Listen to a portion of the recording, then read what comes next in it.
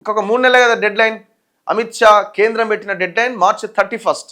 ఆలోపుగా మావోయిస్టులను లేకుండా చేస్తామని అంటున్నారు. మేమేమంటున్నాం అంటే, ఇప్పుడు మావోయిస్టులను లేకుండా చేయాలంటే సింపుల్ ఒకటే, ఈ దేశంలో ఈ అడవి ఎక్కడ బోధన ఆయన ప్రజల కోసమే ఉంటుందని ఒక స్టేట్మెంట్ ఇవ్వాలి కేంద్రం.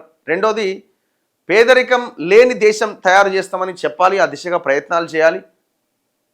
ఇట్లా ఈ ఆదివాసీలని మేము చాలా ఉన్నత స్థాయిలోకి తీసుకొస్తామని చెప్పాలి. అండ్ దాంతోపాటు ఆదివాసీలకి రక్షణగా ఉన్న 5th షెడ్యూల్ ఆ ప్రాంతాన్ని, ఆ చట్టాలని సరిగ్గా అమలు చేస్తే ఎక్కడ మావోయిస్టులు ఎక్కడ కథాయి అసలు ఎవ్వరు ఉండనే ఉండరాడ.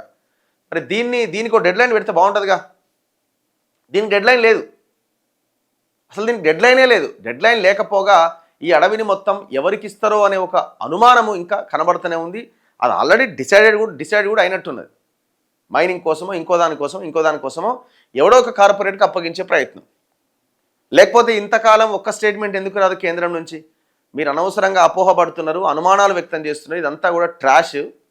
మేము ఈ అడవిని ఎవరికి ఇవ్వట్లేదు, అడవి లేకపోతే దేశం ఎట్లుంటుంది అనే ఒక స్టేట్మెంట్ ఇంతవరకు కేంద్రం నుంచి ఒక స్టేట్మెంట్ వచ్చిందా? రాలేదు కదా. ఇట్లా మాట్లాడితే నువ్వు మావోయిస్ట్ అంటారు, నువ్వు అర్బన్ నక్సలైట్ అంటారు. ఎవరు నీ అమ్మ, ఇది ఎక్కడికి గొడవరని ఆయన అర్థమే కాదు అసలు. అంటే ఒక రకమైన సంకుచితత్వం అనాలా, దాన్ని ఇంకేమనాలి. ఒక సైడ్కి వెళ్ళిపోయి మనం అందులోనే బతుకుతున్నాం మనం. అరే నాయన, మన పర్యావరణము, మన ప్రకృతి, గాలి ఇది ఇది ఇది ఇట్లనే ఉండాలనా? ఇంతకంటే మెరుగవ్వాలనా? మొత్తం నాశనం అయిపోయి భవిష్యత్ తరాలని ఆగం చేయాలనా? ఈ ఆలోచన ఎందుకు వస్తలేదు మనకి? ఎంతసేపు మావోయిస్టులు, కాల్పులు, ఈ ఆలోచనతోనే మనం మాట్లాడుతున్నాం. అక్కడే ఉంటున్నాం మనం.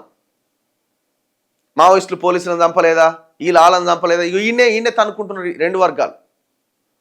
అసలు విషయం ఏంటి, అసలు మూలం ఎక్కడ ఉన్నది, దాని గురించి మాట్లాడతలేరు.